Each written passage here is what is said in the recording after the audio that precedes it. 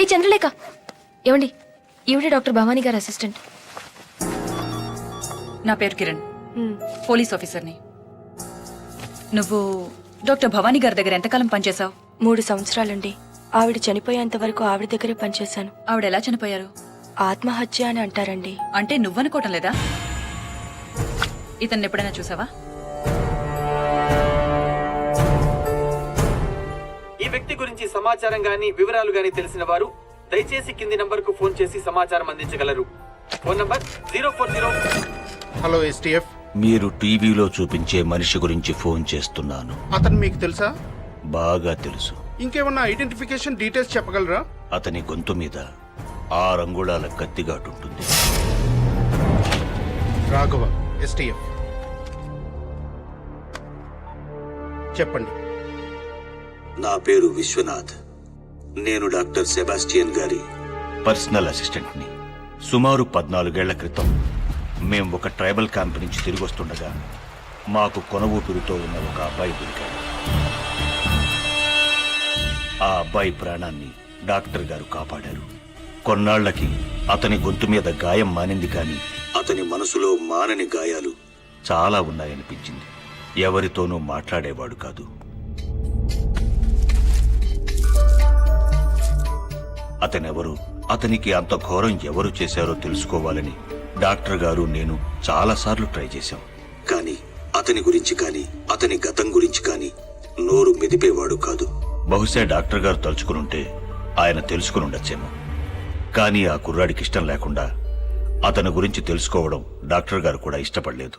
సిల్పింగ్స్, సిల్పాంగ్స్, mux, జిలాక్స్, షీమాతుల్, all ఖలీఫా, అల్మాక్వెన్, lily ponds, Gilbert John.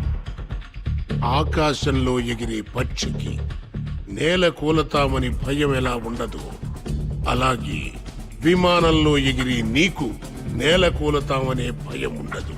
విమానంలో ఎక్కడానికి నీకు భయం ఉండదు. భయముండదు. భయముండదు.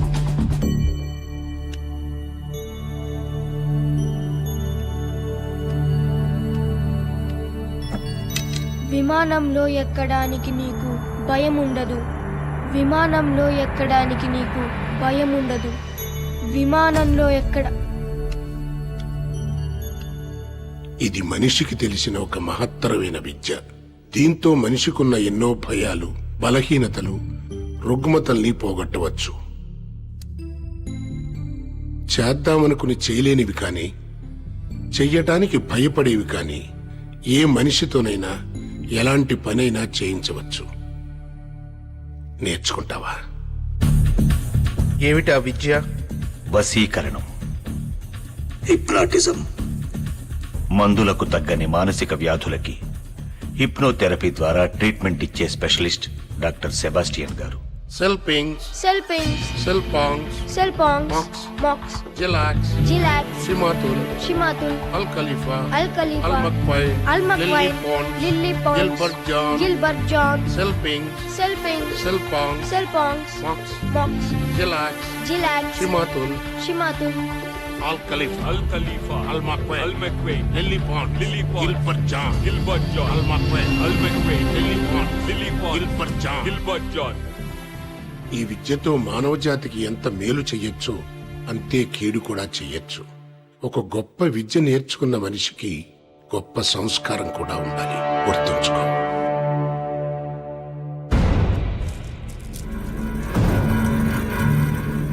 వసం వసం పరవశం, ఈ క్షణం నువ్వు నా వశం. నా మాటే నీకు వేదవాక్కు అవ్వాలి. నూనెలో నీ తల బజ్జీలా ఉడకాలి. బజ్జీలా ఉడకాలి. బజ్జీలా ఉడకాలి.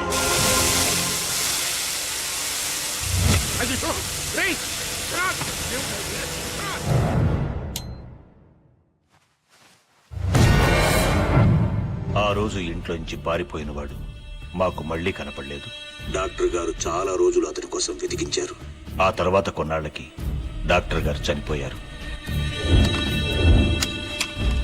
అంటే వాడు ఆ లాయర్ని వాడిని వాడే కాల్చుకునేలాగా హిప్నటైజ్ చేసి ఉంటాడు సార్. హిప్నటైజ్ చేసి మనుషుల్ని చంపడమా? Is it possible? Yes, it is possible. అది సాధ్యమే. హిప్నటిజం లేదా వశీకరణ విద్య మనిషికి తెలిసిన అతి ప్రాచీనమైన కళ. కొంతమంది దీన్ని మాయ, మంత్రం, చేతబడి అంటారు అజ్ఞానంతో. మన దేశంలో పురాణాల్లోనూ జానపదాల్లోనూ ఉండేది. గ్రీకు, రోమన్ దేశాల్లో అయితే 3500 సంవత్సరాల క్రితమే ఆచరణలో ఉండేది. ఇప్పుడు ప్రపంచంలో అనేక మంది అనేక కారణాల కోసం ఈ విద్యను ఉపయోగిస్తున్నారు. మన దేశంలో మాత్రం వైద్యం కోసమే ఉపయోగించాలి. వైద్యం సహాయంతో నయం చేసుకోలేని అనేక సమస్యల్ని ఒక మనిషిని హిప్నటైజ్ చేసి నయం చేసుకోవచ్చు. రిగ్రెషన్ థెరపీ గురించి మీరు వినే ఉంటారు కదా. ఒక మనిషిని హిప్నటైజ్ చేసి ఎన్నో జన్మలు వెనక్కి తీసుకువెళ్లి ఈ జన్మలో ఉన్న సమస్యలను పరిష్కరించుకోవచ్చు. See this. ఇంత మంచి విద్యను కొంతమంది చెడ్డవాళ్లు చెడు ప్రయోజనాల కోసం వాడుతున్నారు. ఇంట్లో ఎవరూ లేకుండా ఆడవాళ్లే ఉన్నప్పుడు ఏదో వస్తువుల మీద నెపంతో వస్తున్నారు, వెళ్ళిపోతున్నారు. వాళ్ళు వెళ్ళాక తెలుస్తోంది ఇంట్లో వస్తువులు, బంగారం మొత్తం దోపిడీ అయిపోయాయని. ఏం జరిగింది అని ఇంట్లో వాళ్ళు అడిగితే పాపం ఎల్లాలు తనకేం తెలియదంటుంది. నిజానికి తెలియదు కూడా. అలాగే కొంతమంది దొంగ బాబాలు, స్వామీజీలు నమ్మి వచ్చిన స్త్రీల శీలాల్ని దోచుకుంటున్నారు. అప్పుడు కూడా వాళ్ళకేం జరిగిందో తెలియటం లేదు. ఎవరో మందో మాకో పెట్టారనుకుంటున్నారు. నిజానికి వాళ్ళు హిప్నటైజ్ చేయబడ్డారు, లోపరుచుకోబడ్డారు, ఎక్స్‌ప్లాయిట్ చేయబడ్డారు. ప్రొఫెసర్ జానకిరామ్ గారు, I have a question for you sir. ఒక మనిషి నిజంగా ఇంకొక మనిషి మైండ్ని కంట్రోల్ చేయగలడా, లేకపోతే మన విలేజెస్ లో పోనకల్లాగా హిస్టరికల్ డ్రామా? నోనో, డ్రామా కాదు, నిజం. శాస్త్రం తెలిసిన వాడికి అది విజ్ఞానం, కళాకారుడికి అది ఒక శక్తివంతమైన కళ. గొంతులో గాంభీర్యం, కళ్ళల్లో వాడి, చేతుల్లో మర్మం. ఈ మూడింటి సాయంతో ప్రపంచంలో ఎంత గొప్ప వ్యక్తినైనా 3 క్షణాల్లో లోపరుచుకోవచ్చు. 3 సెకండ్లలో మనిషిని హిప్నటైజ్ చేస్తారా? ఇంపాసిబుల్ సార్, 3 సెకండ్స్ లోపే మనిషిని హిప్నటైజ్ చేసిన వరల్డ్ రికార్డ్ హోల్డర్ ఆయన. ఏంటయ్యా, ఈ రోజుల్లో పెళ్ళా మాట మొగుడు వినడం లేదు, మొగుడు మాట పెళ్ళాం వినడం లేదు. అలాంటిది ఎవడో వచ్చి ఎవడి మైండ్ ను కంట్రోల్ చేయడం ఏంటయ్యా? ఏది నా మైండ్ ను కంట్రోల్ చేయమను, నన్ను హిప్నటైజ్ చేయమను.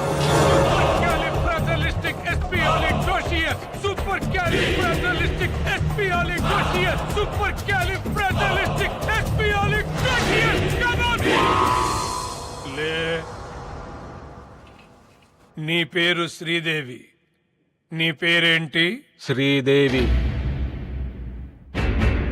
వేటగాడు సినిమాలో ఎన్టీ రామారావుతో రెయిన్ సాంగ్ చేశావు. శ్రీదేవి లాగే ఆ పాట పాడు.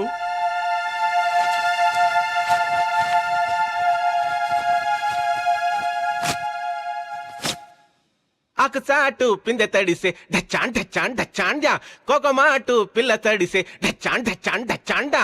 ఆకు చాటు పిందె తడిసే ఢచ్చాన్ ఢచ్చాన్ ఢచ్చాండా, కోకమాటు పిల్ల తడిసే ఢచ్చాన్ ఢచ్చాన్ ఢచ్చాండా. ఆకు చాటు పిందె తడిసే ఢచ్చాన్ ఢచ్చాన్ ఢచ్చాండా, కోకమాటు పిల్ల తడిసే. ప్రొఫెసర్ గారు, ఈ నీ కండిషన్ లో ఎంతసేపు ఉంటాడు? నా ఇష్టం వచ్చినంతసేపు, ఎన్ని రోజులైనా సరే. శ్రీదేవి ఆపు.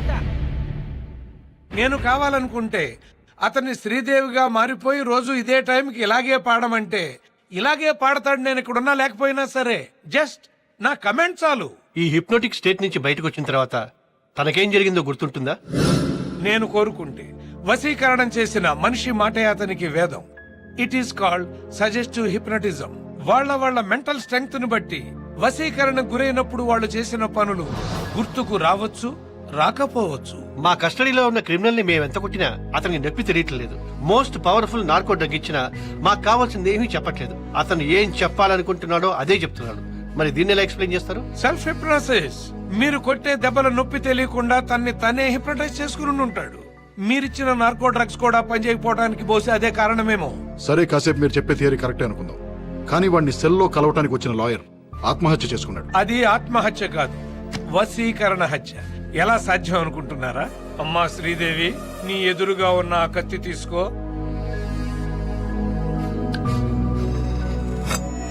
గుండెలకు సూటిగా గురి పెట్టుకో. గుండెల్లో పొడుచుకో. మీ ప్రశ్నకు సమాధానం వచ్చిందనుకుంటాను. నా ఒపీనియన్ కరెక్ట్ అయితే మీరు చెబుతున్న క్రిమినల్ చాలా పవర్ఫుల్. వశీకరణ విద్యలో మాస్టర్ అయి ఉంటాడు. తను జైల్లో ఉంటూనే బయట ఎంతమందిని హిప్నటైజ్ చేసి ఎన్ని ఘోరాలు చేయించబోతున్నాడో తెలియదు. అదే నిజమైతే ప్రపంచంలోకే అతి తెలివైన, అతి క్రూరమైన జంతువుతో మీరు చెలగాటం ఆడుకుంటున్నారు. Be careful. ప్రొఫెసర్ గారు, మరి ఇన్ని